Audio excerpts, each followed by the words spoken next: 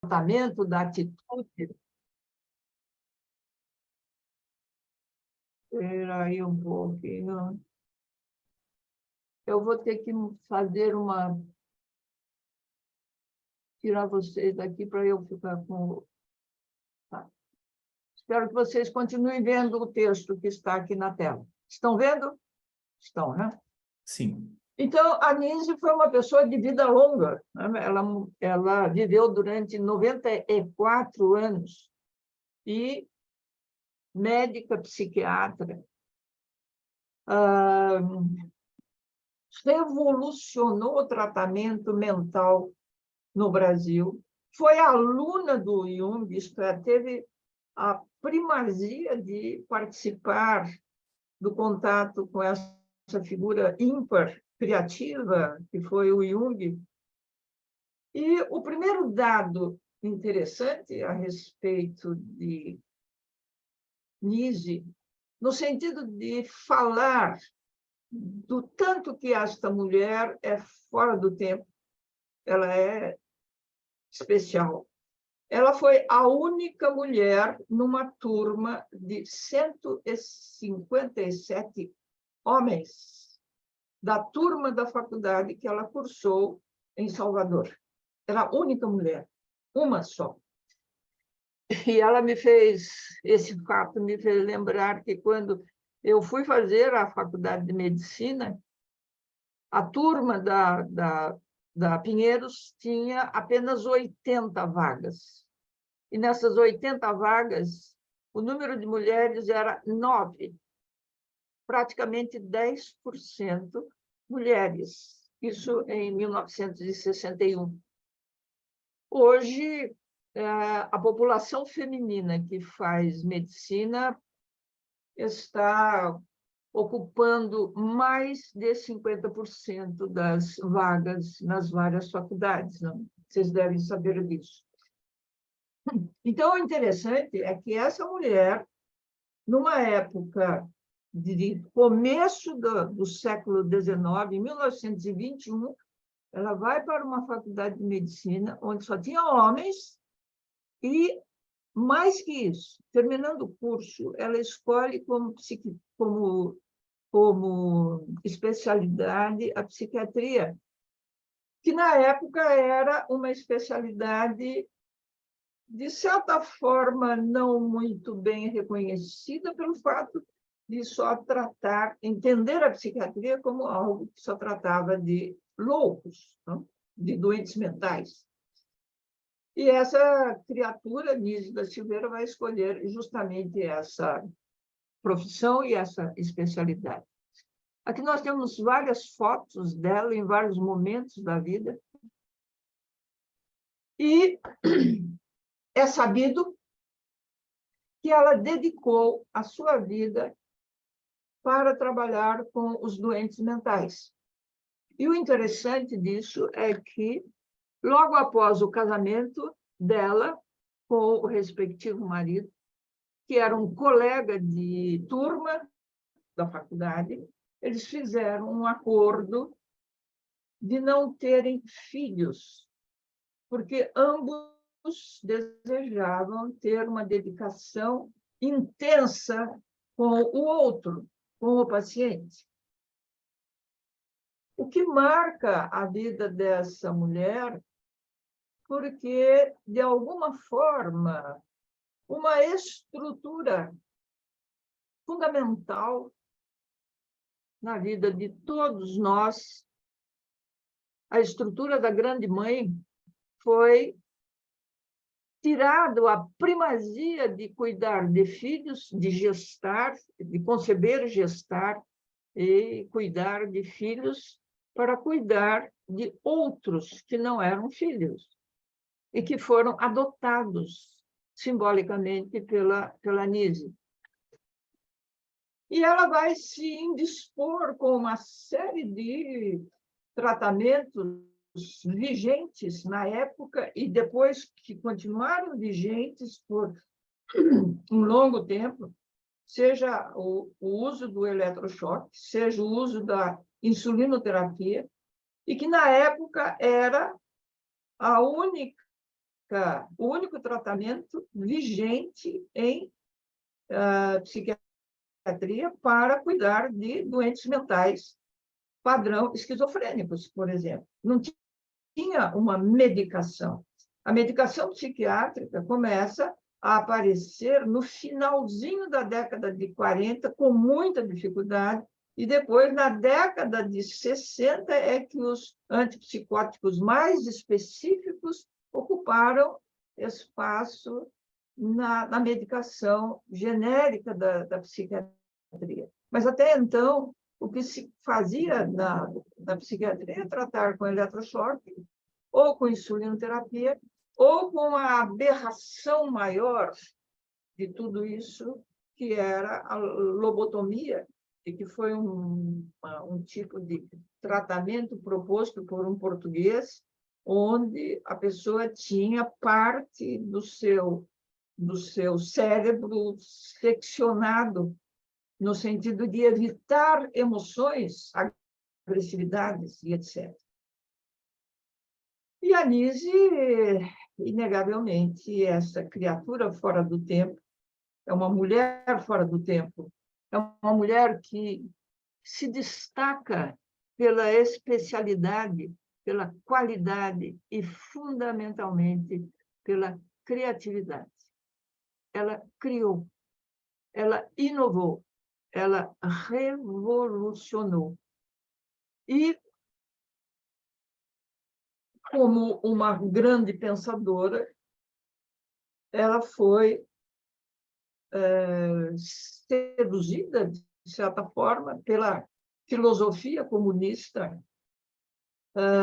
em desenvolvimento acentuado no mundo e também chegando no Brasil, tomando conta de muitas pessoas, criando dificuldades seríssimas, e, na época, ela foi denunciada por uma enfermeira porque possuía livros nazistas. E, em função disso, em 1936, ela foi presa e ficou no presídio Frei Caneca por 18 meses. E o interessante desse momento é que ela encontra lá com o escritor Graciliano Ramos, que a faz personagem de um dos seus livro esse chamado Memórias de Cárcere, onde ele relata todo o sofrimento que ele teve durante o período que ele também ficou aprisionado. Depois, ela ficou um tanto quanto afastada do serviço público por conta do regime reativo que tivemos. E, nesse período, ela começa a estudar acentuadamente as obras do Spinoza. E aí ela escreve, em cima desse estudo todo, um texto chamado Cartas a Spinoza, que é um texto muito interessante, como se ela estivesse realmente fazendo um contato via cartas, e ela escreve o que ela pensa do que o Spinoza propõe como temática filosófica. Depois, em 1944, ela foi reintegrada ao trabalho dela no centro psiquiátrico, onde ela continuou a atuar como psiquiatra, mas, como ela se recusava a fazer aqueles tratamentos preconizados para a época, quais sejam eletrochoques ou insulinoterapia, ou não sei dizer a vocês se foi usado a lobotomia aqui no hospital onde ela trabalhava. Como ela se negava a ter esse tipo de atitude médica, em sendo funcionária, ela foi deslocada para o ramo da terapia ocupacional, que, na época, era um espaço e uma atividade totalmente menosprezada pela maioria dos médicos. Mas ela, mulher fora do tempo, ao invés de se sentir desqualificada, criou a sessão de terapia ocupacional, que hoje é um movimento extremamente significativo e importante em todos os hospitais de psiquiatria. Isto é, fazer com que o paciente tenha uma atividade criativa, onde ele possa pintar, onde ele possa modelar, onde ele possa escrever, onde ele possa interagir, no sentido de pôr para fora todo o material que está lá no seu nível inconsciente. E, ao fazer isso, ter retratado, do ponto de vista objetivo, realidades que são componentes da sua vida subjetiva. Então, a Nise abriu uma porta para entender o que acontecia no universo do doente mental, do psicótico, do angustiado, do deprimido. O que é que aparecia? Como essas imagens, que eram sentidas pelo cliente, apareciam na pintura. E o interessante desse momento, onde ela se ocupa a fazer isso, ela funda o Museu de Imagens do Inconsciente por conta de toda a produtividade que esses clientes doentes mentais apresentaram.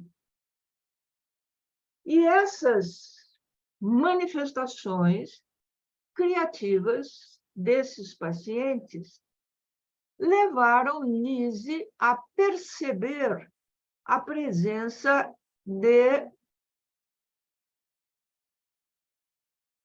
disto daqui, mandalas. Essas representações circulares, das mais variadas formas que apareciam nas pinturas dos clientes, dos chamados doentes mentais.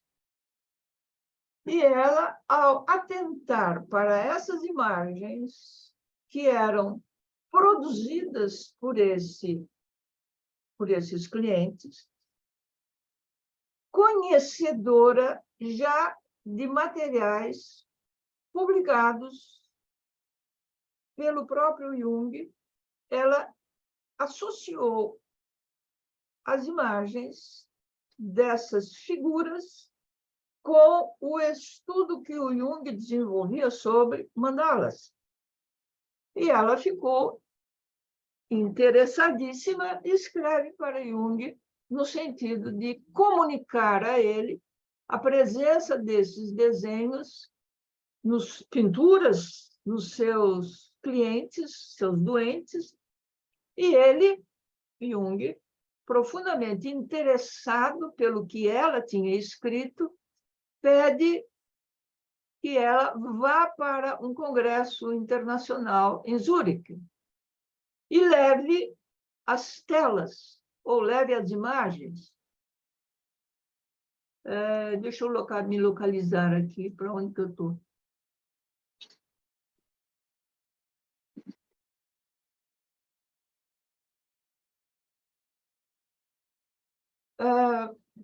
Antes de falar desse encontro da Nise, um outro fenômeno profundamente interessante foi ela perceber o quanto que o cuidar de animais, cuidado esse prestado pelos doentes mentais, era algo que fazia sentido criativo na vida dessas pessoas. Isto é, com os animais, os pacientes, os clientes, os doentes conseguiam expressar afeto, expressar carinho, atenção, cuidado. Ou seja, o vínculo físico com o animal promovia um estímulo de estruturas que estavam presentes nesses pacientes. Estruturas essas que o Jung já tinha qualificado como estruturas arquetípicas. E então, depois de ter escrito para o Jung, Nise vai para o Congresso Internacional de Psiquiatria, em 1957, em Zurique, e, segundo o relato, as telas que ela levou ocuparam várias salas nesse congresso. E se vocês entrarem na internet, existem reproduções do tanto de telas que ela levou para esse congresso e que se tornou objeto de interesse do próprio Jung. E, em função desse contato, dessa troca, desse casamento intelectual que aconteceu entre ambos, ela permaneceu durante um tempo razoável na Suíça, de 57 até 58, e depois de 61 até 62, onde, a par de ter um contato pessoal com Jung, ela fez supervisão com a mais dedicada das parceiras do Jung, que foi a von Franz, com quem ela fez, segundo consta, supervisão. Ou seja, ela recebeu o que tinha de melhor. Ela traz um conhecimento acerca do Jung, ela traz os textos do Jung para o Brasil e ela funda um instituto no sentido de fazer cursos, fazer grupos de estudo para desenvolver a teoria junguiana aqui no Brasil. Depois de alguns anos, não? Ainda não, depois da Nise ter voltado de Zurique, é que o Dr. Beighton, também psiquiatra já falecido, vocês devem ter ouvido falar dele, ele vai para Zurique, onde vai fazer a formação dele em psicologia analítica, faz no próprio instituto. O Beighton foi cliente da von Franz também, não chegou a conhecer o Jung tinha morrido no comecinho da década de 60, mas foi cliente da von Franz, voltou, e ele vai estabelecer um contato aqui no Brasil, no sentido de desenvolver a psicologia analítica e fundar a Sociedade de Psicologia Analítica em São Paulo, junto com outros colegas, na década de 70, no começo da década de 70. O que significa que Nise foi a pessoa que abriu as portas ou mostrou interesse, mostrou a importância, melhor, do conhecimento da psicologia analítica que veio através do Jung. Para o Jung, as expressões mandálicas que estão aqui, aqui tem uma foto dele junto com a Nise, olhando as imagens que ela tinha levado, e essas imagens dos mandalas, né? Porque o nome mandala é uma palavra masculina, então as imagens do mandala representam para o Jung uma imagem fundamentalmente do self, isto é, da estrutura maior do ser humano. E se o doente mental expressa os seus sentimentos através de mandalas, de alguma forma ele está mostrando aquilo que ele tem de arquetípico, que é o fundamento da personalidade de todos nós. É fenomenal o que essa mulher percebeu. Ela criou a condição do doente mental, que era tido como um alienado, como uma pessoa com a qual não havia possibilidade de se estabelecer um relacionamento positivo, criativo, ela criou uma forma de que esse material que estava presente no inconsciente se fizesse manifesto, expresso nas pinturas, nos desenhos, nas criações dessas criaturas. Então, a produtividade, a inventividade da doutora Nise, inegavelmente, é fenomenal. A par dos mandalas, das quais ela levou várias reproduções para que o Jung visse que estavam no Congresso, ela levou outras telas e que, olhadas pelo Jung, fez com que o Jung chegasse para Nise e dissesse o seguinte: a senhora precisa estudar mitologia, e implica estudar em livros grossos. Essa é uma história que se conta a respeito desse diálogo que teria havido entre Jung e ela. Isto é fundamental para entender não só os doentes mentais, mas para entender as expressões e as manifestações da psique, é super importante que tenhamos o estudo de mito, das mais variadas origens, seja o mito grego, seja o mito romano, seja o mito nórdico, seja o mito mexicano, seja o mito hindu, as mensagens do universo inconsciente arquetípico estão presentes.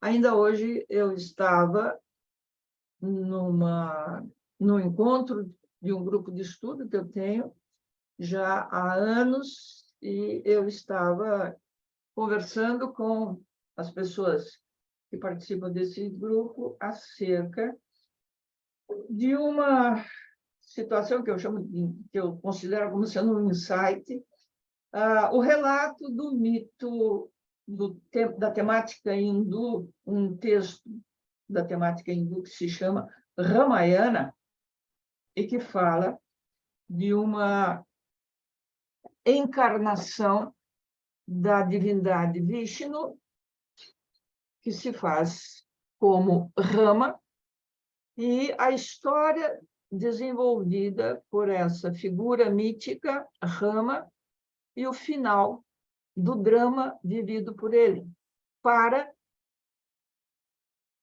observar como os processos depressivos ocorrem por conta da incompetência no sentido do Rama estabelecer um vínculo adequado com a figura da ânima.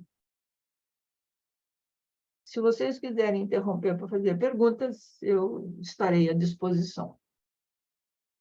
Então, um mito hindu escrito há mais de 2.500 anos, mas que tem uma origem de pelo menos 5.000 anos antes de Cristo, o mito do Ramayana, e depois o outro grande mito da mítica hindu, que é o Mahabharata, que também é uma lição de psicologia analítica.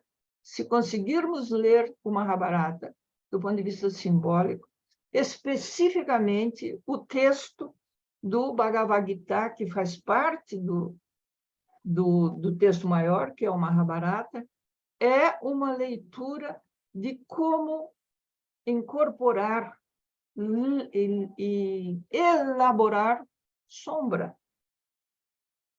Então, quando o Jung fala para saber psicologia analítica, para entender o inconsciente, é fundamental estudar mitologia.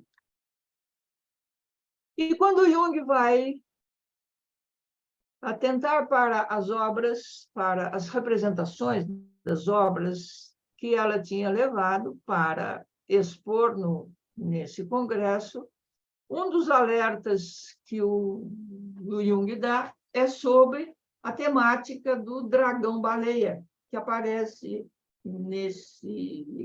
nessa pintura. Aqui é uma outra pintura também de um cliente. E esse mito do dragão-baleia, segundo a interpretação dada, teria a ver com o devoramento do todo da pessoa para o interior do inconsciente. E aí, eu fui me lembrar que já havia visto, há algum tempo atrás, representações das várias encarnações do divino Vishnu, que é uma entidade da trilogia, da trindade hindu, né? Brahma, Vishnu e Shiva. Então, o Vishnu, segundo o relato mítico, já teve 9 encarnações. Cada uma das encarnações que ele teve, ele se apresenta como um avatar, uma pessoa que traz uma transformação fenomenal. E quando eu fui olhar para as várias representações gráficas das encarnações do Vishnu, eu encontrei esta representação. A primeira encarnação do Vishnu chama-se Matsya. E é essa encarnação onde ele está saindo da boca de um peixe.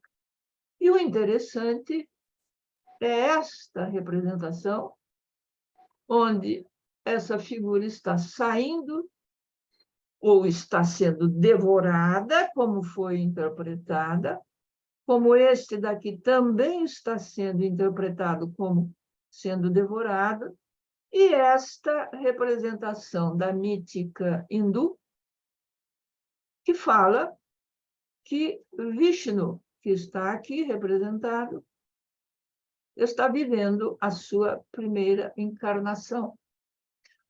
Ou seja, exatamente o oposto da proposição de devoramento que está aqui. Aqui é um nascimento, e ele nasce, Vishnu nasce como humano. Ele é um avatar. Ele nasce através de uma figura feminina. Não existe um pai humano fertilizador.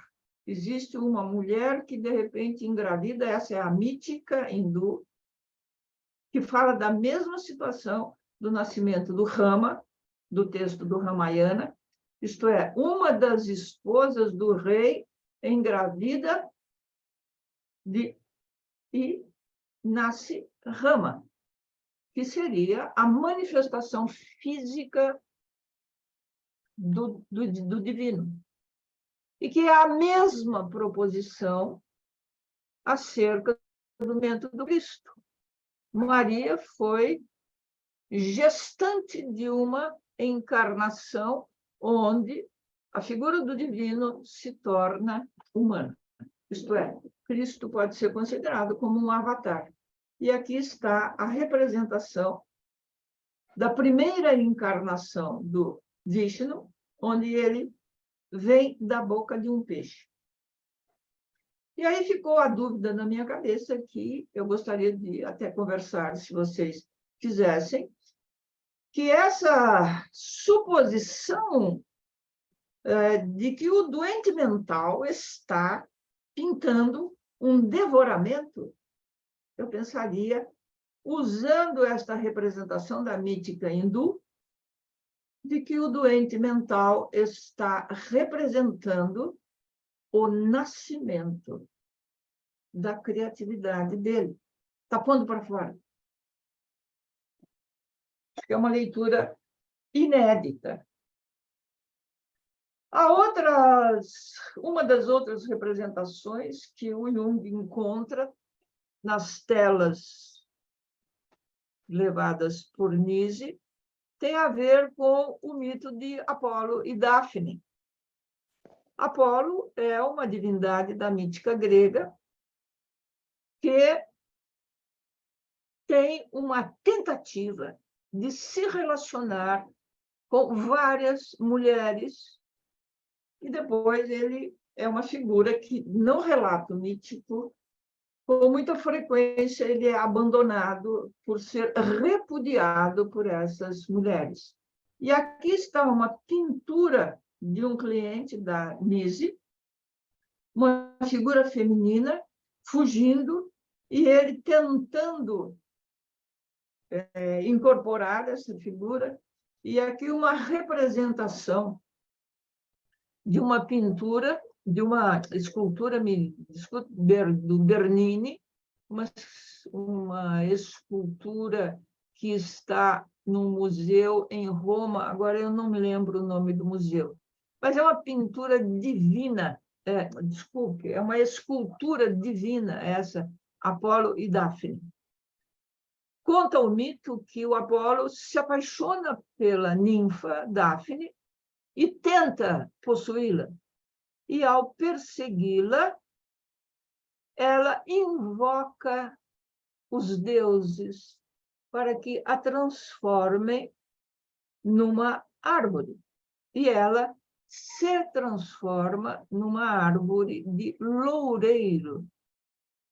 E conta o mito que Apolo, apaixonado pela ninfa, que se transformou numa árvore, por conta dessa árvore ser de loureiro, a partir de então, ele passou a usar uma coroa de louros na cabeça, por conta dessa perda que ele vive em função da ninfa tê-lo recusado.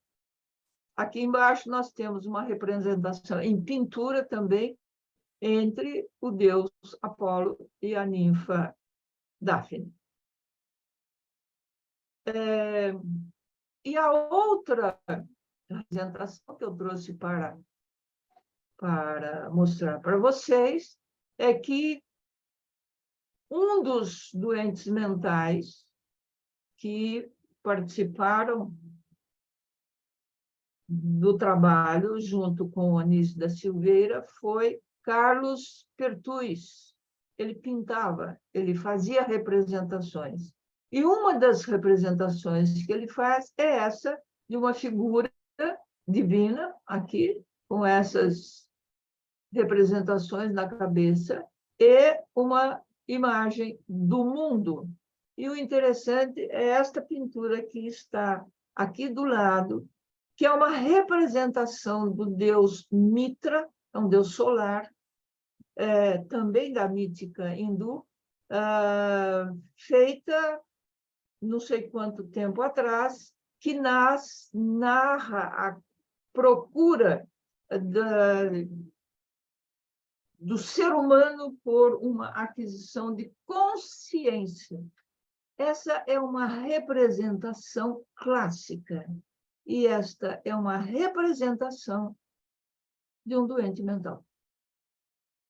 Então, a imagem que ele consegue representar, que ele cria, é, em parte, similar a essa de um deus solar, Mitra, com essa representação na cabeça de sacralidade e uma representação do mundo. Então, fazendo uma súmula, Nise, inegavelmente, foi uma mulher fenomenal. Criou. Mas, infelizmente, até hoje, eu continuo sendo psiquiatra, e uma das situações que me assusta é a produção de medicação usada em psiquiatria. não sei se é do conhecimento de vocês, mas o maior faturamento da indústria farmacêutica é com medicamento psiquiátrico. E entre os tantos medicamentos psiquiátricos, o mais vendido, o mais consumido são os antidepressivos. O número de pessoas que consome antidepressivos ao longo dos anos é assustador. O número de pessoas que consome tranquilizantes ao longo dos anos também é assustador. E o pior de tudo, existem algumas substâncias consideradas tranquilizantes e, ao mesmo tempo, hipnóticas, e o número de pessoas que têm distúrbio de sono também é assustadoramente grande. Portanto, os soníferos são usados em grande quantidade. Entre os tantos soníferos, existe um, especificamente, que se chama Zolpidem.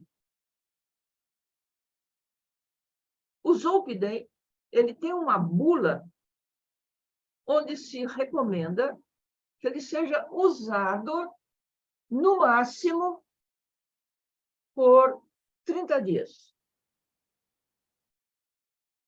Porque o Zolpidem causa alterações de memória quando usado a longo prazo. E o número de pessoas que usa Zolpidem cotidianamente, ao longo do tempo, é significativamente grande. Já encontrei pessoas que me consultaram, que vinham tomando Zolpidem, seja o Stilnox, que é o nome comercial dele, já por 4 anos seguidos. Uma mulher que tinha, na época que me procurou, 38 anos, e que já estava apresentando alterações mnemônicas. E o alerta foi: o Zolpidem causa alterações mnemônicas. Só que ele é usado de uma maneira indiscriminada. Infelizmente, a insulinoterapia deixou de ser usada. É um tratamento dramático, drástico. O eletrochoque deixou de ser usado e o corte frontal lá do português foi absolutamente eliminado. Mas o campo psiquiátrico clínico foi invadido por uma droga que é a medicação psiquiátrica. Essa é uma crítica minha, pessoal. E também um alerta meu para o uso abusivo de medicação psiquiátrica. E aqui, finalmente, eu tenho uma estátua, uma imagem que está em Alagoas, Maceió. Está em Maceió, em Alagoas, e que é uma estátua da Nise, é uma homenagem a primeira mulher homenageada. Ela com um animal no colo, porque ela preconiza o gosto, a arte, o agradável, o bom que é cuidar. Estou à disposição de vocês.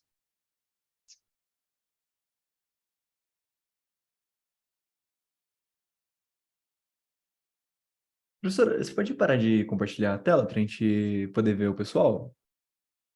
Pois não?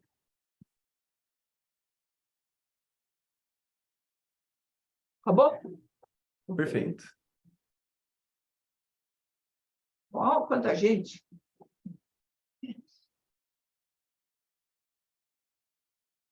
Professora, Questões? como a senhora acha que... Só um segundo.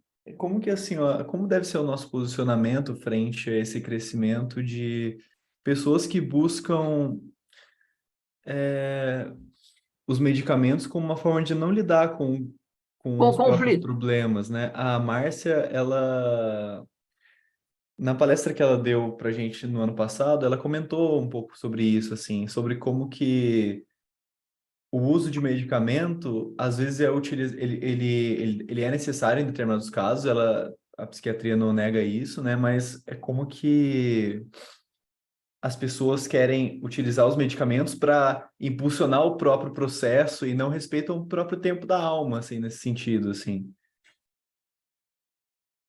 Como é que eu vejo isso? Sim. Como é que nós devemos nos posicionar frente a isso, assim? Porque é algo muito crescente, né? Como a senhora disse. Bom, vocês todos são psicólogos e, portanto, felizmente, não vão poder medicar. Só o médico medica. É, o desafio do entendimento da conflitiva é um desafio muito grande. Implica lidar fundamentalmente com aquilo que Jung chamou de sombra, daquilo que é escuro dentro de nós, daquilo que é violento dentro de nós, daquilo que é conflito dentro de nós. Trabalhar essa realidade dói, custa tempo, implica mudanças severas. Então, o processo de um padrão de consciência reflexivo é uma realidade que demanda por trabalho, no sentido de ficar, ao longo do tempo, cada vez mais qualificado, mais competente. O processo de trabalhar a consciência reflexiva, no sentido de entender as razões que me levam a ficar angustiada, as razões que me levam a ficar revoltada, as razões que me levam a ficar deprimida, as razões que me levam a ficar me sentindo, me desculpe, o cocô do cavalo do bandido, elas são difíceis de aceitar como dificuldades que eu tenho de lidar com as minhas ignorâncias, com a minha agressividade, com a minha irritabilidade, com a minha dificuldade de aceitar o outro que é diferente de mim.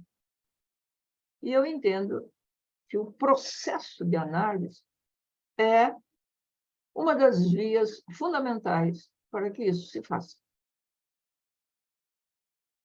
Eu não acredito, eu como médica, não acredito que um quadro depressivo se resolva com medicação, só medicação. Não resolve. Você pode medicar uma pessoa e ela se sentir melhor, mas passado algum tempo, a conflitiva que leva ao quadro depressivo volta a aparecer.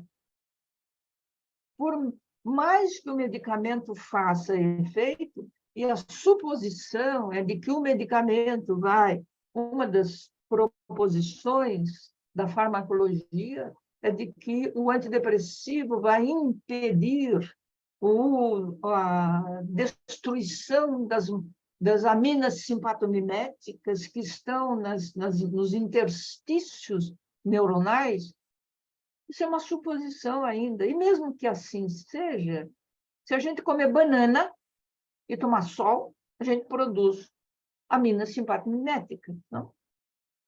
Não precisa de medicamento nesse sentido.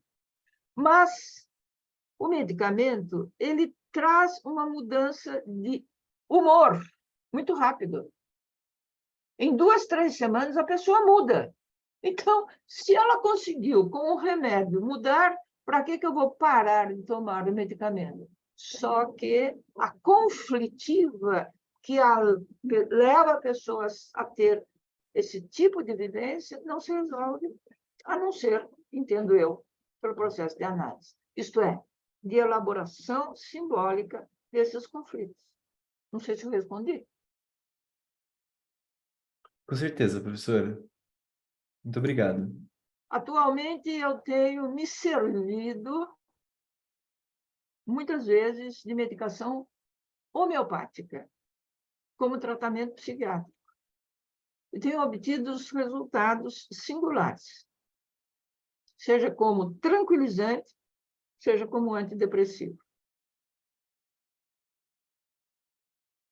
A outra situação que eu considero como terrível é encontrar doentes mentais considerados psicóticos, medicados com doses significativas dos medicamentos psiquiátricos chamados antipsicóticos, que são medicamentos que funcionam como se fosse uma camisa de força para o psiquismo.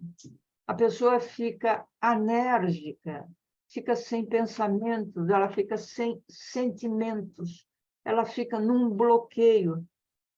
Então, o medicamento não cura, mas ele bloqueia a emergência da raiva, da agressividade, da tristeza, de todos os sentimentos que estão dentro de um paciente diagnosticado como psicótico. E se ele funciona assim, acabou-se a chance de um processo analítico, né? Porque a análise, de certa maneira, ela precisa do sintoma para a pessoa seguir o sintoma, né? Algumas vezes, inegavelmente, o uso de medicamento é necessário, mas numa dose que não tem nada a ver com camisa de força. Existem alguns surtos psicóticos e, no momento, eu estou cuidando de uma paciente que está vivendo um surto psicótico, está delirante, está autorreferente, está com ideias megalomaníacas. E fora do surto, essa pessoa é profundamente competente, inteligente. Ela fez vários vestibulares em instituições, não vou mencionar de que tipo, e foi qualificada para vários locais de trabalho como residente, não é médica. Mas entrou num surto psicótico, que já tinha ocorrido há alguns anos atrás. E uma das maneiras de evitar que ela fosse para uma internação psiquiátrica foi medicá-la com doses pequenas de medicação psiquiátrica antipsicótica. Funciona? Funciona. Até que ela saia do surto e possa elaborar esse processo dentro do vínculo analítico que ela tem com uma analista. No momento, eu estou tratando dessa pessoa como psiquiatra.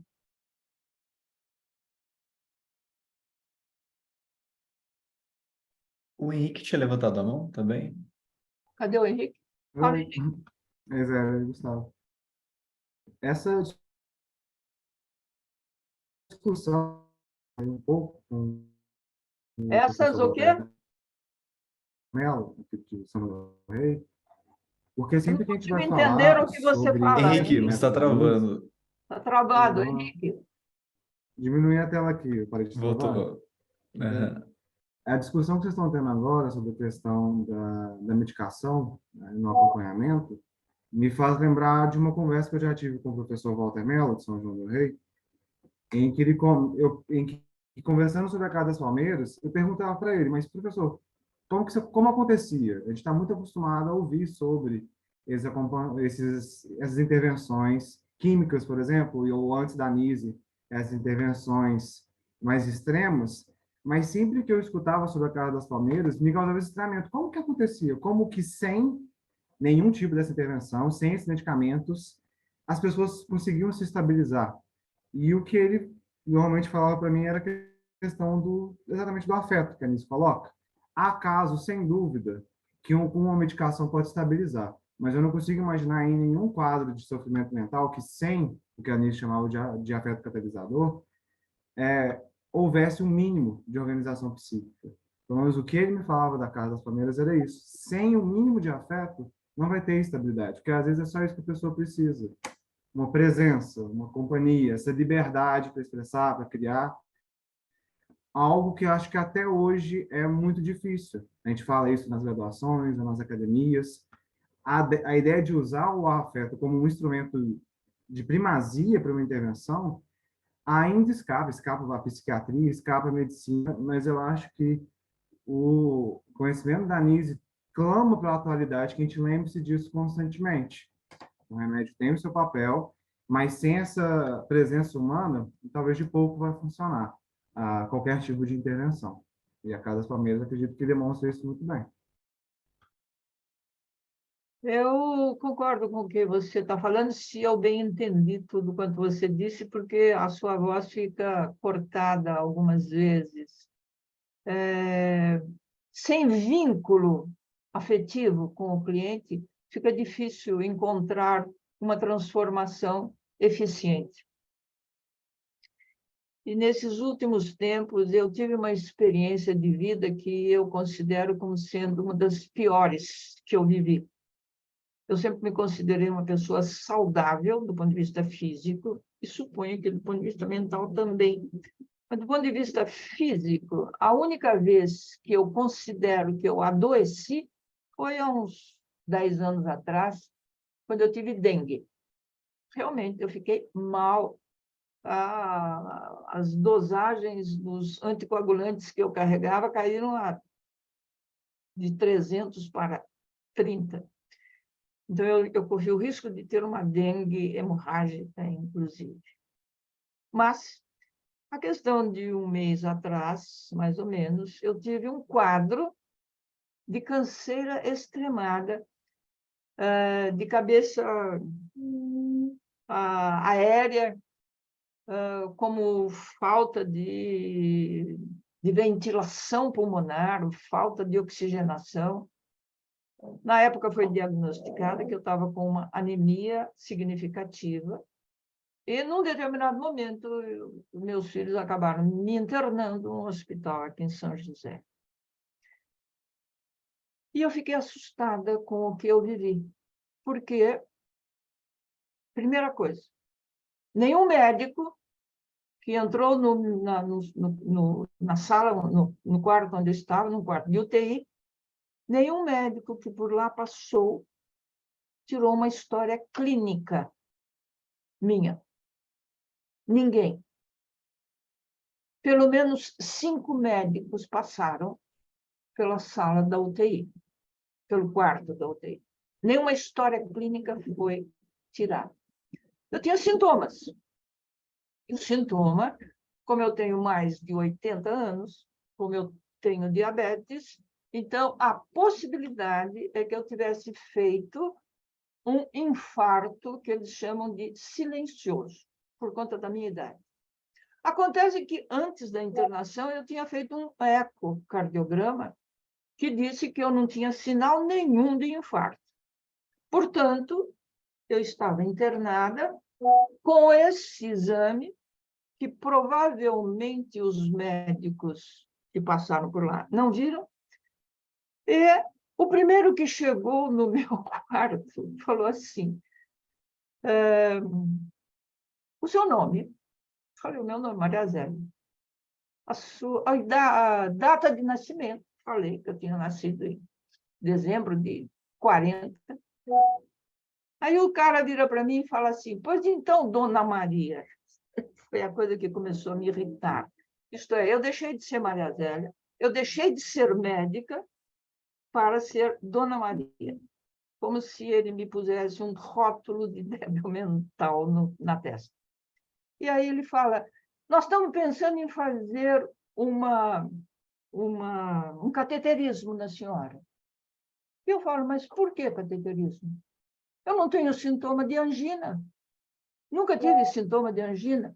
Não, mas pela idade, pelo fato da senhora ter diabetes, é fundamental fazermos um cateterismo. Eu falei, não, eu não aceito, eu não autorizo.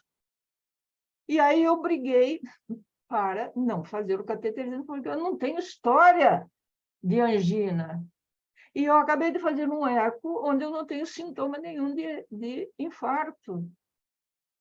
Mas, volto a insistir, ninguém tirou história clínica para fazer um raciocínio clínico. Parece que a medicina também está indo de mal a pior. E fiquei sabendo que é conduta hospitalar pedir todos os tipos de exames possíveis e imagináveis para o cliente que se interne, sendo que a grande maioria tem convênio médico, convênio de hospitalização. Portanto, o convênio cobre todos os exames. Isto é, os hospitais estão virando uma fonte de rendimento para o dono, obviamente, o que me deixou profundamente assustada. Eu saí brigada com os médicos, porque chegou um momento em que eles insistiram em fazer o cateterismo e eu disse, eu não confio no que vocês estão falando. E aí o clima ficou pesado. Infelizmente, isso aconteceu. Mas voltemos à criatividade da Nise. A Nise era médica. A Nise sabia fazer vínculos afetivos. Ela tinha a arte de cuidar.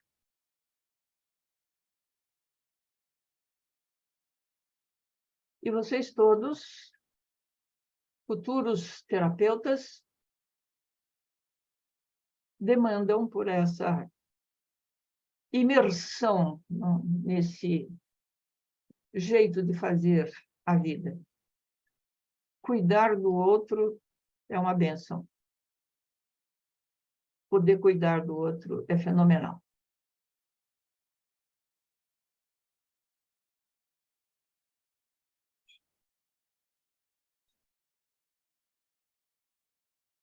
A Márcia tinha levantado a mão também?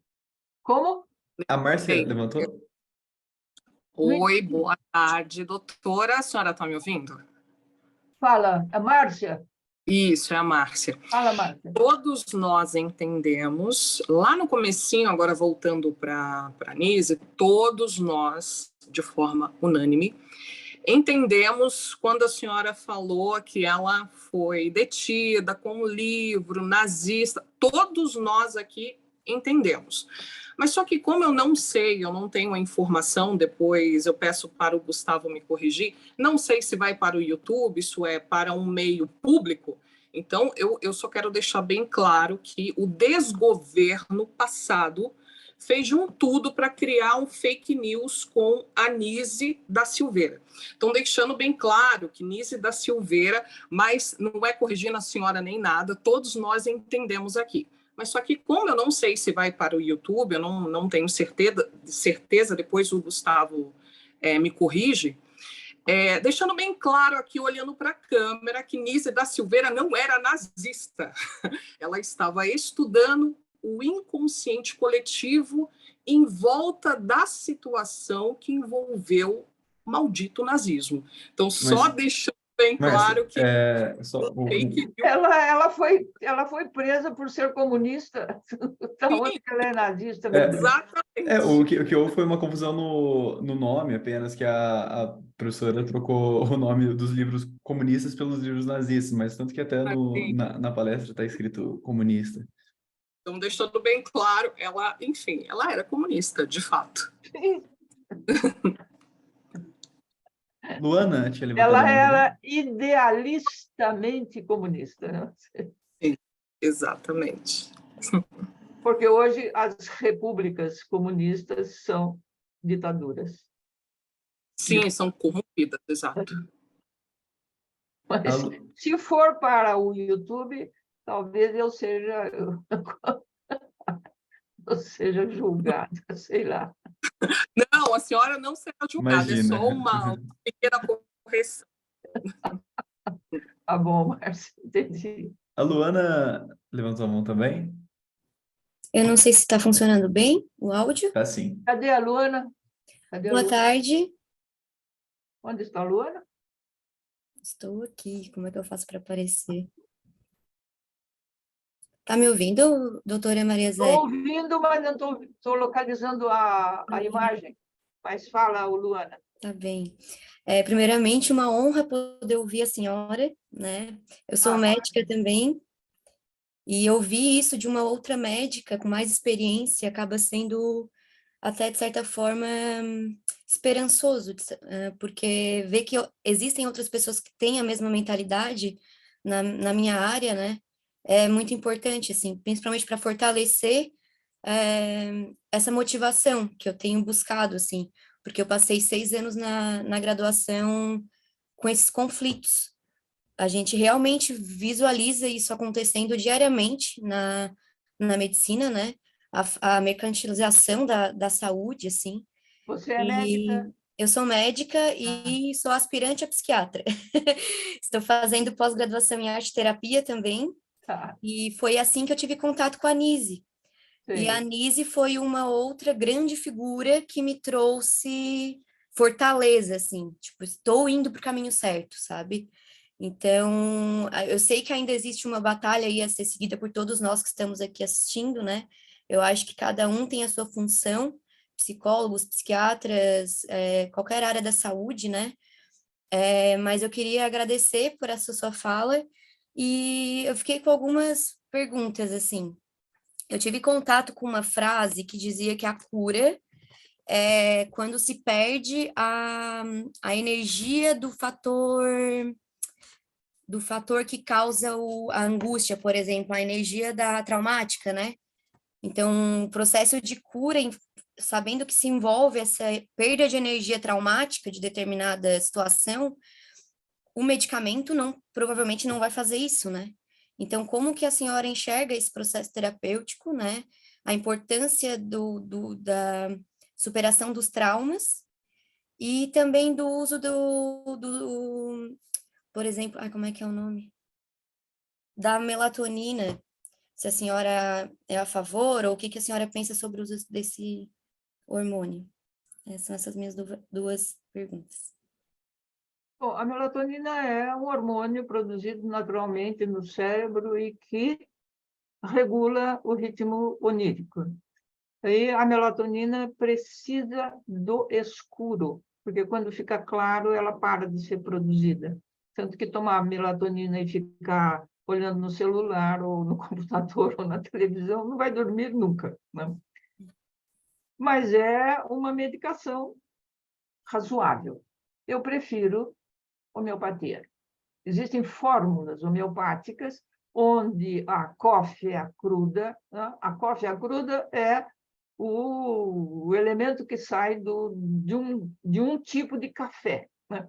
E a homeopatia é aquela medicação que, usada em doses super diluídas, vai produzir o efeito oposto, né? Ao invés de despertar como se fosse uma xantina, atuando no sistema nervoso central, ela provoca sono, junto com outros tranquilizantes homeopáticos.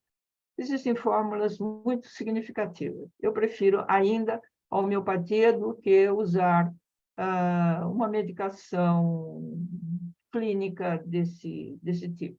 Mas eu sei que a melatonina funciona.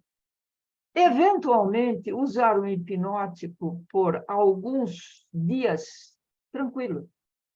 Um ansiolítico por alguns dias, tranquilo. Agora, usar ansiolítico, principalmente os benzodiazepínicos, que dão dependência, por mais negação que exista que benzodiazepínico não dá dependência, eu conheço muitas pessoas que usam Rivotril, que é um benzodiazepínico, e diz o seguinte: eu não consigo dormir sem aquelas gotinhas mágicas. Não? Isso é dependência para mim. Está usando já há meses, se não anos.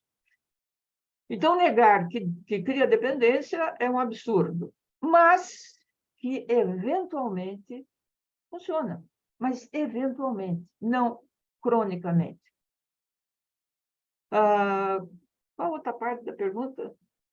A cura, Isso. da cura. Eu entendo que medicação, ela é necessária algumas vezes, a medicação psiquiátrica. Por exemplo, o uso de medicamento que diminui as crises maníacas. Então, existem alguns medicamentos que são considerados antiepiléticos, mas que têm um efeito sobre o humor exaltado. Por exemplo, a lamotrigina ou o topiramato. A lamotrigina, especificamente, eu tenho obtido efeitos muito satisfatórios em pessoas que têm um humor exaltado, uma irritabilidade muito intensa. A lamotrigina faz com que o humor da pessoa fique bem mais tranquilo, mais calmo. Mas, junto com o processo analítico. Ou comigo, ou com um outro analista. Se me procura como analista, e algumas vezes a pessoa precisa de medicação e já tem um psiquiatra, então que seja medicado. Se não, eu, a par de fazer o atendimento analítico, eu medico. E a lamotrigina é uma medicação que eu uso com uma certa regularidade quando eu encontro esse tipo de sintoma. Mas deixa de ser necessário depois de um processo analítico, onde a consciência reflexiva e a leitura simbólica da própria vida é conseguida. Medicação é eventual, não é crônica. Muito Porque não resolve, só a medicação não resolve. A única medicação que tem um efeito imediato é o antibiótico, né? O antibiótico mata o germe, acaba com o quadro inflamatório ou quadro infeccioso. Mas a medicação psiquiátrica não mata, aspas, a depressão, nem a angústia. É diferente, né? Não sei se você concorda. Concordo perfeitamente. É isso mesmo. Muito obrigada pelas palavras. O Gui tinha levantado a mão também. Quem? Guilherme, Oi, isso, boa tarde. boa tarde. Sobre os benzodiazepínicos, é realmente uma negação, porque eu já dei uma pesquisada nos Estados Unidos, por exemplo, e no Canadá, tem hospitais de reabilitação exclusivos para pessoas que são viciadas em benzodiazepínicos. Então, isso é realmente uma questão muito complexa no nosso mundo contemporâneo, e principalmente os benzodiazepínicos que têm tem um nível de vício muito forte, né? Porque eles são muito fortes, né? Então, é realmente uma negação, né? Realmente uma negação. Só fazendo esse adendo mesmo, mas muito obrigado pela palestra. Realmente. Algumas vezes eu já usei o Rivotril, que é um benzodiazepínico, de uma maneira que alguns outros colegas que participavam de um grupo de estudo, do qual essas pessoas faziam parte, acharam absurdo. Era o seguinte: uma garrafa de água de meio litro, você coloca uma gota de Rivotril. No máximo, 2 gotas. 500 ml com mais 1 ou 2 gotas de Rivotril.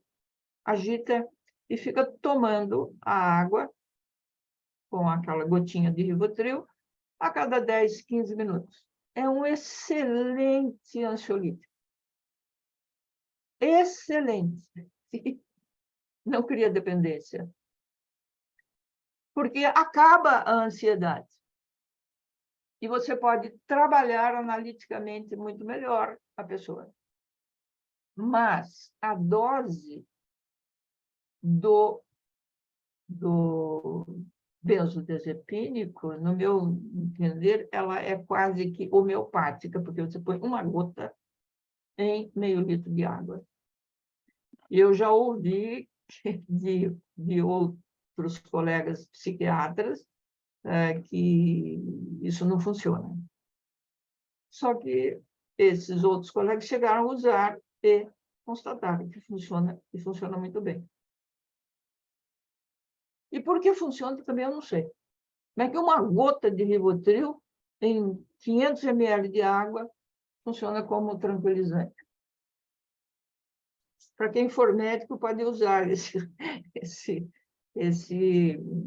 referencial.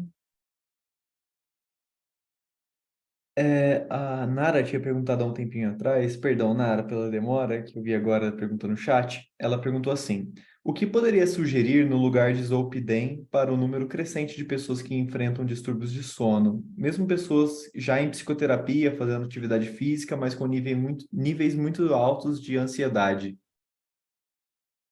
Primeiro, um bom ansiolítico, não benzodiazepínico, de preferência homeopático.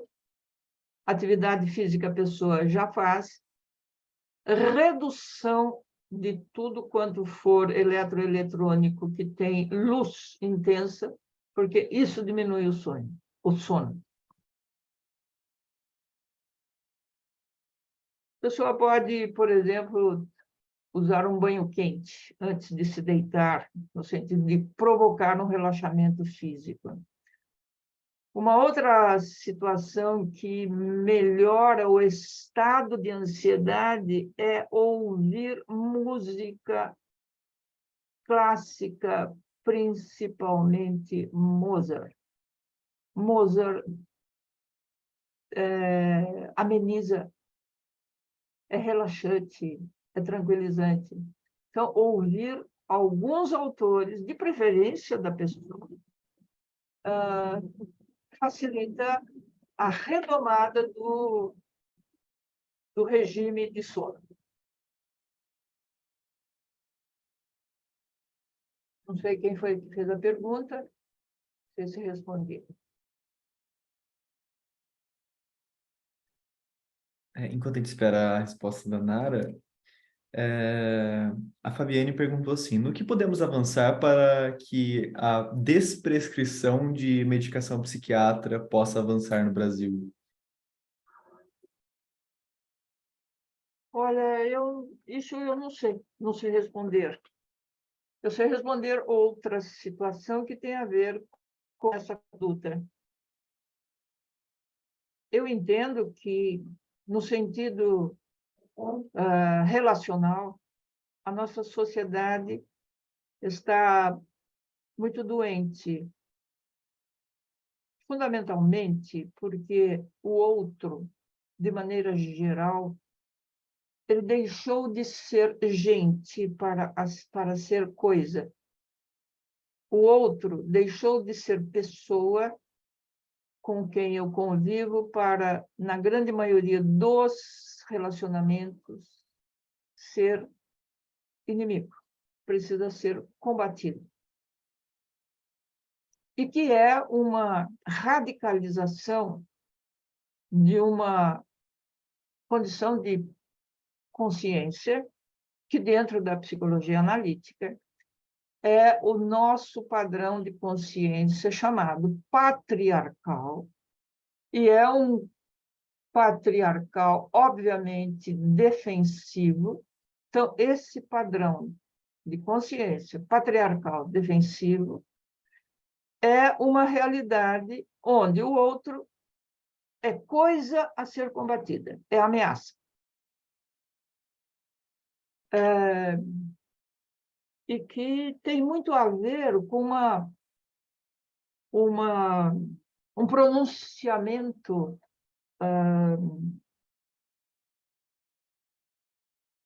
arcaico, antigo, de que matar dentro da tribo é proibido, mas fora da tribo pode.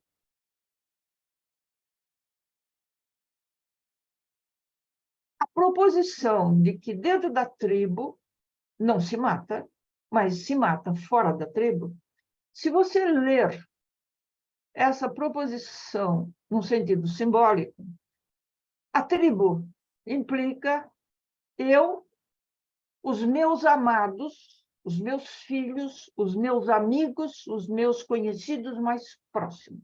Essa é a tribo. E cada um de nós tem uma tribo. O resto está fora da tribo. Então, os meus amigos, os meus filhos, os meus netos, os meus amados vão ser protegidos porque são meus. Os que estão fora da tribo são inimigos. Podem me roubar, podem tirar coisas. Isso eu estou traduzindo o que é uma sociedade regida por um padrão de consciência patriarcal, que é o que nós temos, e é um patriarcal defensivo, onde dentro da tribo não se mata, mas fora da tribo pode. Nós vivemos uma sociedade onde as coisas funcionam dessa maneira. Se a realidade é essa, a demanda pela alteração, pela transformação do padrão de consciência, o próximo padrão de consciência possível, onde todo essa proposição de que dentro da tribo não se mata, mas fora da tribo não pode, é a proposição de que o outro é sempre outro, para quem eu preciso olhar e acolher. Essa é uma dinâmica crística. É uma pregação que já tem mais de 2000 anos. Mas é uma pregação não só crística, mas é uma pregação também hindu. O Buda propunha algo muito similar. Olhar o outro como pessoa, como ser humano que precisa de cuidados, de atenção. Mas ainda estamos num padrão de consciência patriarcal defensivo e ele, em si mesmo, ele é mórbido, ele é doente. Eu suponho que enquanto a sociedade como um todo não chegar a um padrão, estou chamando de crístico, porque é o padrão da relação de acolhimento, não haverá mudança. E essa não haverá mudança implica guerras, invasões, destituições, traições, o outro é meu inimigo e a vida no mundo está desse jeito. Então, a dinâmica de consciência, sair de um patriarcado, volto a fazer uma colocação, a dinâmica patriarcal, ela é necessária. Ela nunca deixa de existir no ser humano. Ela é necessária, é fundamental, porque ela organiza, ela põe ordem, ela faz com que as tarefas sejam cumpridas, ela reconhece a alternância do poder. Isso é uma dinâmica patriarcal criativa. Mas a dinâmica patriarcal defensiva, ela olha o outro como inimigo. Quem não pertence à minha tribo é inimigo, tem que ser combatido. Mas isso é defesa, é patologia. E, infelizmente, o mundo vive uma dinâmica patriarcal defensiva. Haja vista o número de guerras que ainda acontece hoje, o número de invasões que acontecem ainda hoje, o número de... Fiquei sabendo hoje, na hora do almoço, que foi descoberto em Bento Gonçalves, se não me engano, da vinícola Aurora e Salton e mais não que, um lugar onde havia mais de 200 pessoas que estavam escravizadas aqui no Brasil e que estavam trabalhando em regime de escravidão e que, se não trabalhassem, eram castigadas. Isso aqui no Brasil. Vocês souberam disso? Lá. Então, essa é a realidade de uma dinâmica patriarcal abusiva que nós temos. E ainda não sei quanto tempo vai levar para que cheguemos numa dinâmica de conjunção, de encontro, sabe? De conjugação com o outro, de acolhimento, que, no sentido histórico, pode ser chamado de uma dinâmica crística, que é uma proposição do Cristo.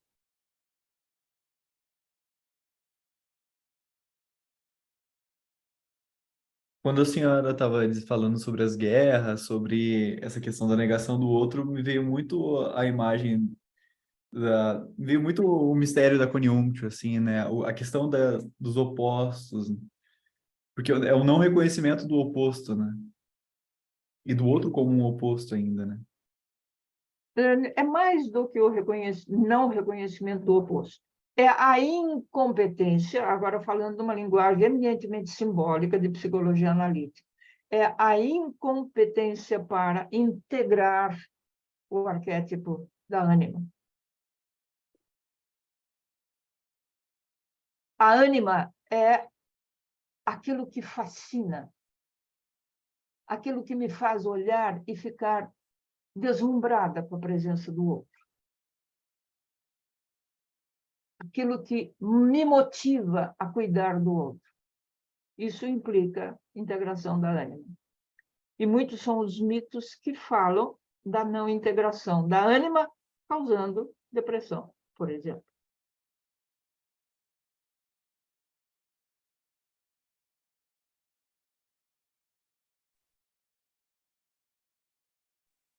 Professora, Fala.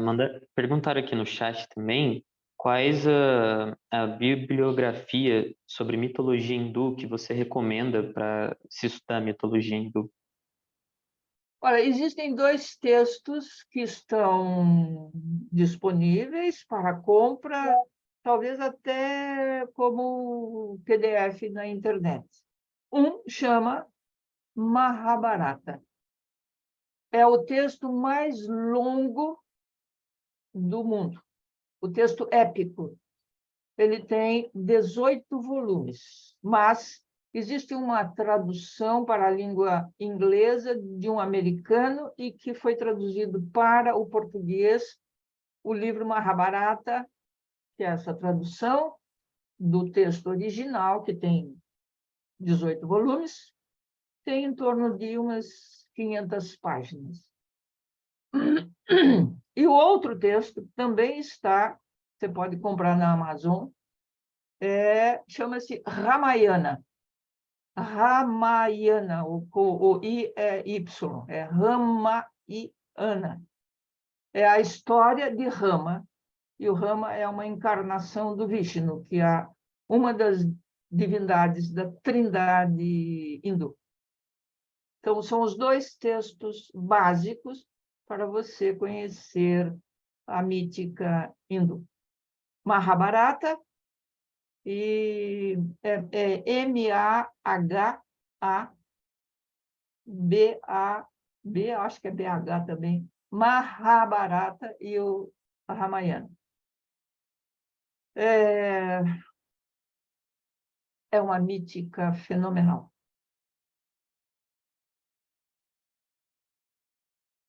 Fascinante. Com relação à mítica grega, os 3 volumes da coleção do Junito são importantes, né? O Junito Brandão, que foi professor de mitologia na Federal do Rio de Janeiro, e os textos do Querene, sobre mitologia também. Ele tem um texto sobre Dioniso, outro texto sobre ânima, se não me engano, e tem um texto de mitologia. Tem um texto sobre Prometeu. Mas, se estudar o 2º e o 3º volume do Junito, vocês aprendem bastante mitologia grega. Junito de Souza Brandão. Os textos do Junito estão na internet em PDF, e aí dá para descer e ler no computador.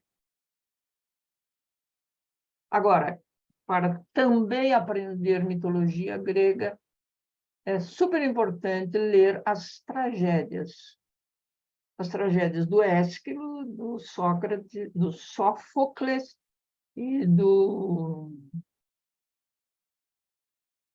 Esqueci o nome do terceiro. Eurípides. Eurípides, exatamente, obrigada. Os três grandes teatrólogos.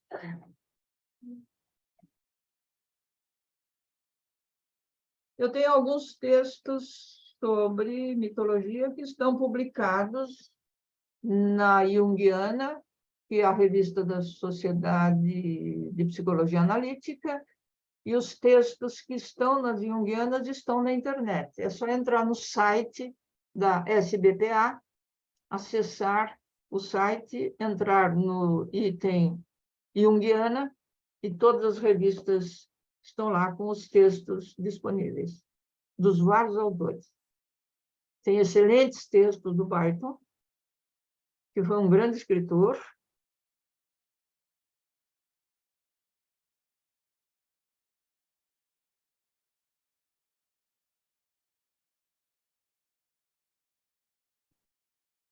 Estão satisfeitos? Bom, pessoal, alguém tem mais alguma pergunta para fazer? Opa, eu gostaria de fazer uma pergunta. Quem está falando? É Raul. Meu nome é Raul. Raul. Eu não estou Isso. vendo a sua cara, Raul. Deixa eu ligar aqui a câmera. Opa. Fala, Raul. Eu queria saber se a senhora tem conhecimento do trabalho de Cláudio Naranjo e o que é que a senhora acha. Se eu Da- tenho conhecimento do trabalho de... Cláudio Naranjo, o psiquiatra chileno que fundou a escola SAT. Não, Que eles... especificamente o trabalho dele, eu não tenho conhecimento. Sim, sim. Nem da escola SAT, né? Não, também não. Por Ah, sim. ignorância minha. Eu sei que é um sujeito super importante, mas é uma área da minha ignorância que eu reconheço. Massa. Eu recomendo você ouvir ver o vídeo dele no YouTube. Tem vários vídeos. Tem um que se chama o Santo Grau da Música. Santo Grau da Música. E aí ele vai falando sobre os autores de música clássica, falando como se fossem fofocas da vida deles e falando sobre como Falando o quê? ele fala sobre música clássica Música clássica e sobre como a tragédia da vida dos compositores influenciou as músicas compostas por eles, sempre pondo em questão como o sofrimento para algumas pessoas se transmutou em grande alegria, né? Tipo uma vida trágica feita de Mozart, né? Como é que alguém que sofreu tanto pôde fazer músicas tão alegres. não só a música, não, a música, inegavelmente, ela também é uma criação dos tempos de sofrimento, mas a poesia também é uma criação dos tempos de sofrimento. Camões, por exemplo, falando do alma minha que partiste tão longe dessa vida solitária, né? Falando da Inês de Castro. É uma das poesias mais lindas. Fernando Pessoa, compondo Eros e Psique, meu Deus do céu, é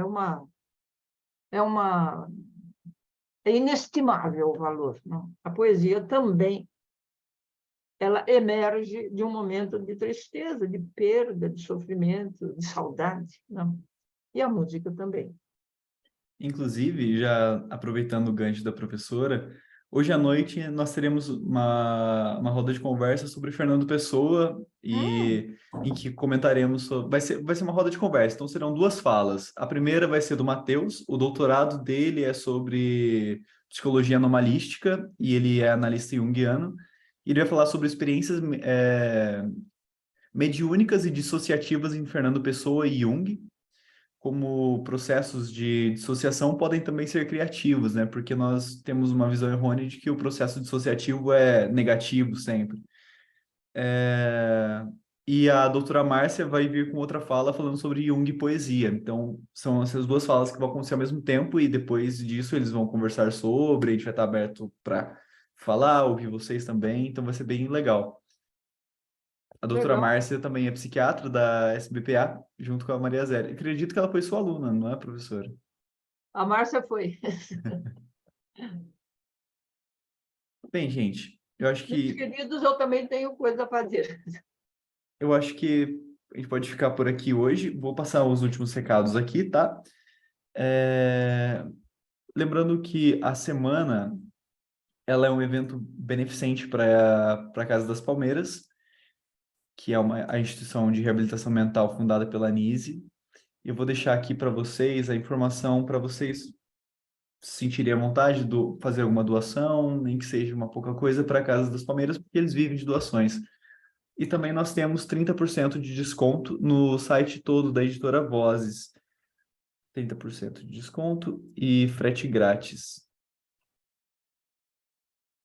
em compras de acima de 100, em compras de 100, perdão, frete grátis em compras de acima de R$ 150, com o cupom de desconto Nise Vive.